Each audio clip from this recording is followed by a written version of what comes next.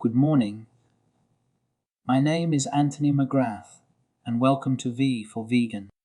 This is a podcast designed for those who are interested in saving themselves and the planet. In this fifth section, we will speak about the true differences between being vegetarian and becoming vegan, and discuss the key aspects of a diet to rebalance the body.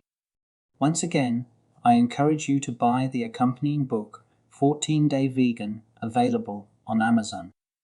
Please read and review, subscribe, and consider becoming a patron of this podcast. The importance of your support at this time is paramount. Be the change. Vegan or vegetarian, what is the difference between the two? Here are the technical definitions and main differences between the two. A vegetarian diet excludes the consumption of animal flesh, but may include other animal-derived products, such as dairy, lacto-vegetarian, or eggs, ovo-vegetarian. Here are some key aspects of a vegetarian diet. 1.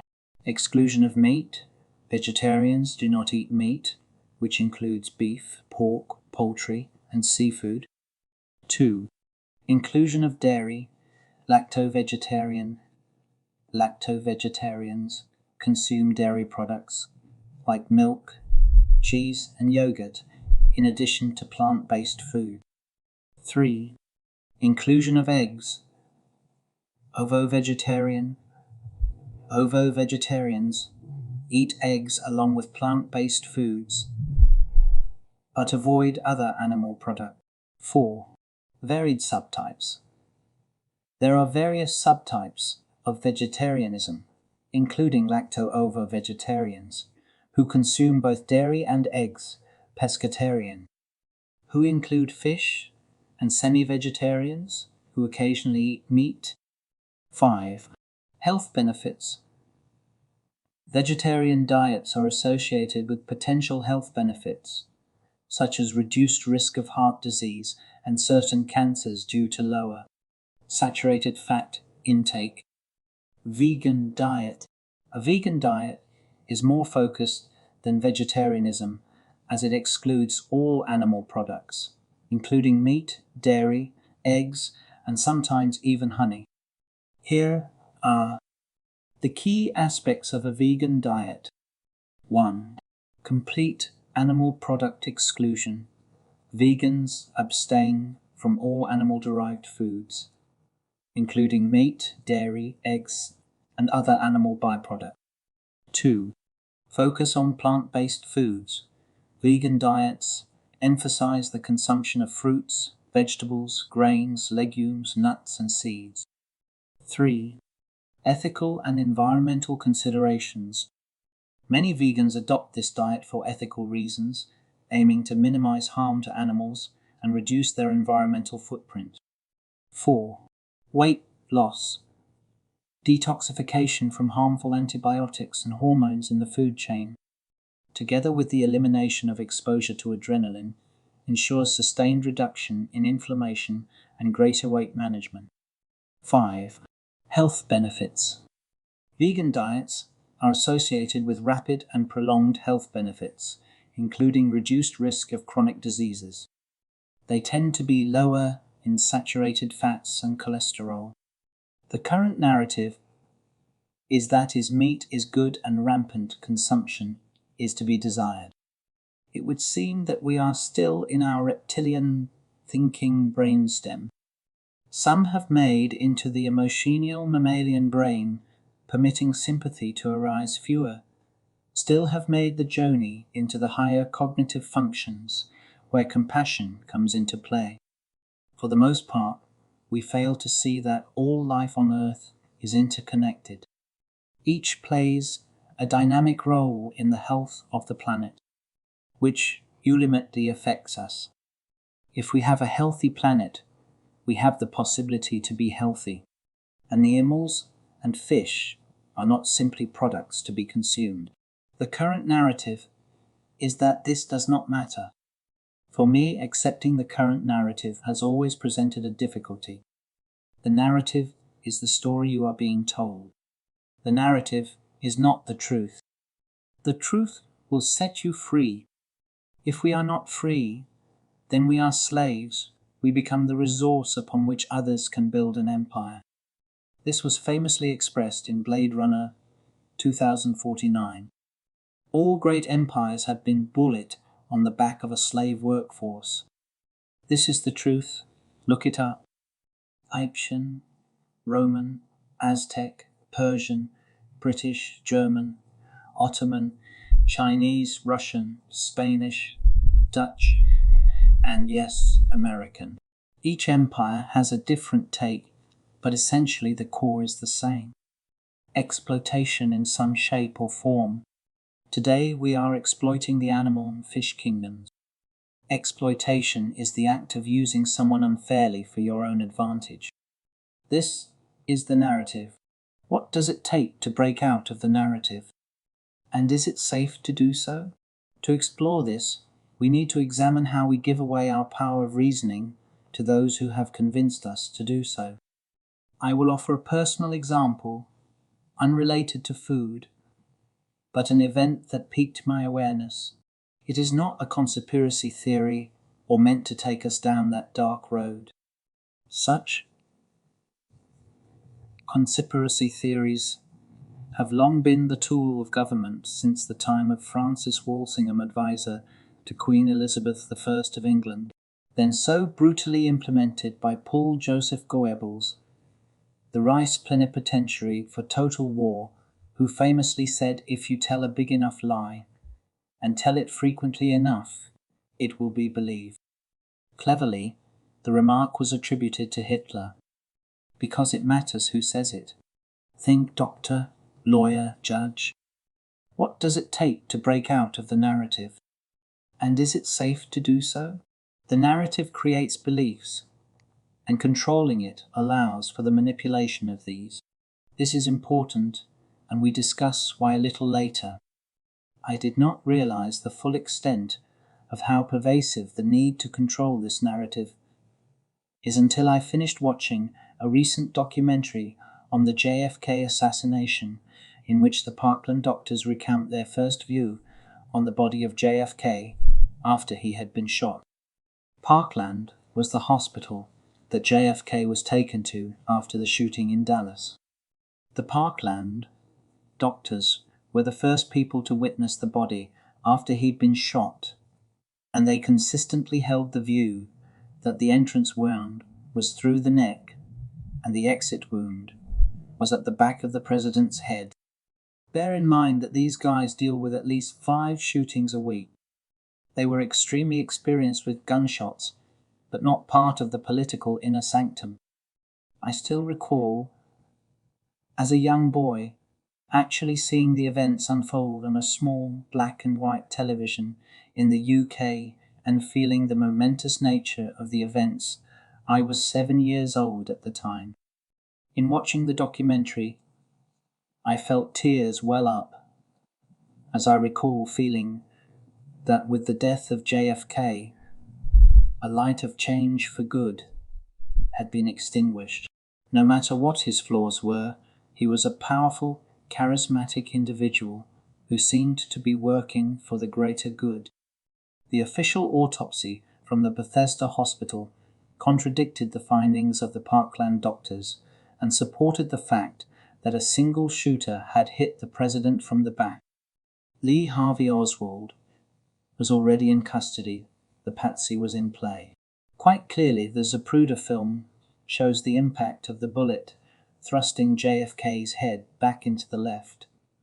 Even a person without any training in physics, since every action must have an equal and opposite reaction. Front, the approximate location of the infamous grassy knoll. In this case, back and the left would elucidate a conspiracy, or at least a shooter other than Oswald.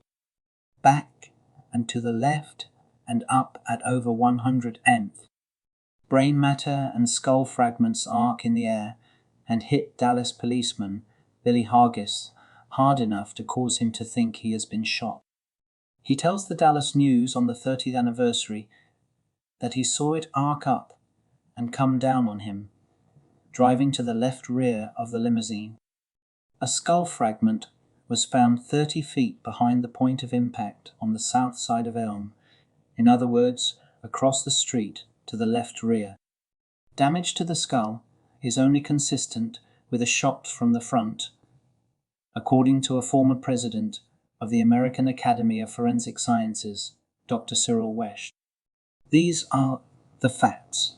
I did not fully realize the significance of the Zapruder film until I watched it, and it quite clearly shows the back of the president's head exploding with such force that Jackie Kennedy had to climb onto the back of the car, scrambling to retrieve part of his skull, which she then later handed to the Parkland doctors. According to their testimony, the awareness that came to me was that the force of this hit could only have come from a high-powered weapon handled by a professional, or given the scope of the damage, one using hollow-point bullets. Not the 6.5mm Carcano rifle said to have been used by Lee Harvey Oswald.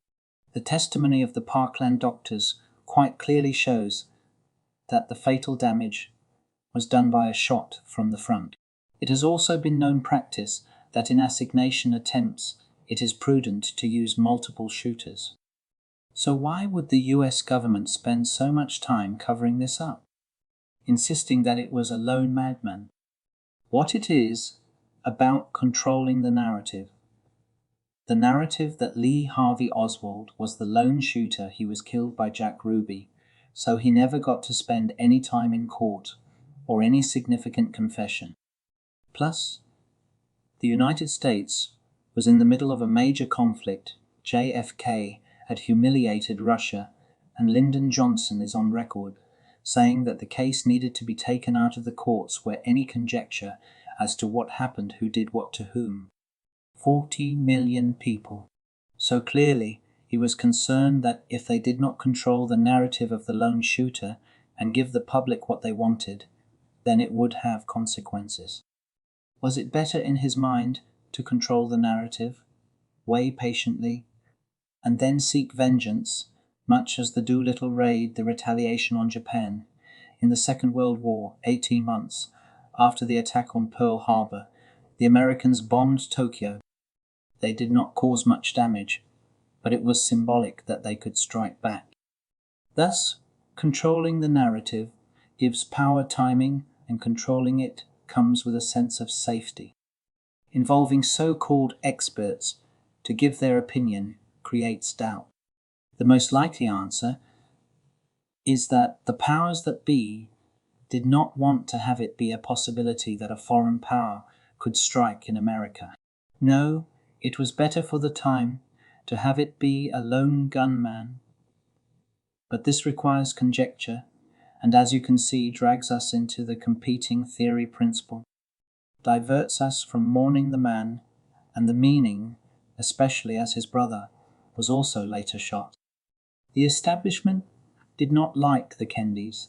Thus, controlling the narrative gives power, timing, and controlling it comes with a sense of safety. Involving so-called experts to give their opinion creates doubt. Doubt creates the space in which the official narrative can be accepted, or at least tolerated by the public at large. This process has been used and is being used in countless other situations, sometimes in reverse. 9/11 and WMDs.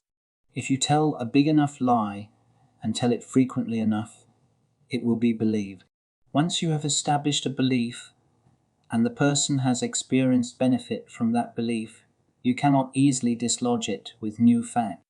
New facts do not matter, no matter how true they may be, beliefs do. Or rather, it is the benefit or perceived benefit that matters. People only change when the benefits of the new far outweigh the cost and entropy of the older way. People will go to great lengths to maintain the status quo. Remember Coke Classic. Coca-Cola tried to change the formula of their product. This led to people almost rioting in the street in protest. Control the narrative. This applies in all cases. The government controls the narrative. In this case, corporations and vested interests control the narrative. They try to convince people that if they eat their products, they're safe. We know that this is not the case. Witness the amount of obesity, the amount of heart disease, and other diseases can be directly attributed to the quality and quantity of our food. Their narrative is created by food. Food has a direct connection to our emotional center.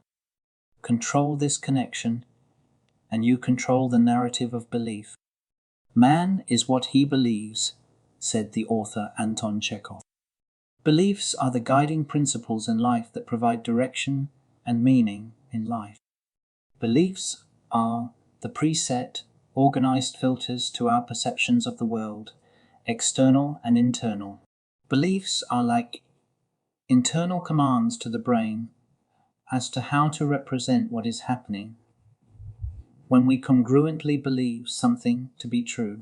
In the absence of beliefs or the inability to tap into them, people feel disempowered. Beliefs originate from what we hear and keep on hearing from others, ever since we were children, and even before that. One of the biggest misconceptions people often harbor is that belief is a static intellectual concept. Beliefs are a choice. We have the power to choose our beliefs. Beliefs can evolve, especially if it is to our benefit to do so. Our beliefs become our reality. Everything exists as a matrix of pure possibilities akin to formless molten wax or moldable soft clay. We shape them into anything we desire by choosing to do so, prompted, dictated, consciously or unconsciously, by our beliefs. The awareness that we are part of these ever-changing fields of energy that constantly interact with one another is what gives us the key hitherto elusive to unlock the immense power within us. And it is our awareness of this awesome truth that changes everything. Then we transform ourselves from passive onlookers to powerful creators. Our beliefs provide the script to write or rewrite the code of our reality. Emotions/feelings are an extremely strong trigger for food choices. From a young age, food becomes connected to a variety of emotions and social interaction, whether sad, happy, celebrating, commemorating, lonely, angry. Food is often used to support or cope with these emotions and circumstances. This is why I say veganism is the most significant single act that anybody can do is to step outside of the system. It shows that you no longer believe the official narrative and you do what is best for yourself and for others on the planet. You can use food to help you rewrite the code of your reality. It is the red or blue pill option, a gateway to a beautiful world of self-fulfillment and truth. I am not in the business of creating beliefs telling you what to think, which is why I say try it out for yourself. 14 days is all it takes. The book 14 Day Vegan is a guide, as is the book of recipes. You do not need them, but they will help get you where you want to be quicker. I encourage you to explore, examine your own beliefs, and from there create your own new narrative of vibrant health. Thank you for listening. please consider buying the book 14-Day Vegan and its accompanying recipe module on Amazon. Like, subscribe, or become a patron of this podcast. But by far, the best compliment is to tell a friend and have them listen. Remember, you may not be able to change the system, but you can change what you do. Until next time. This has been a production of Spirit Quest Publications, a division of Anthony and Mary Holistic Health Services, LLC. All rights reserved.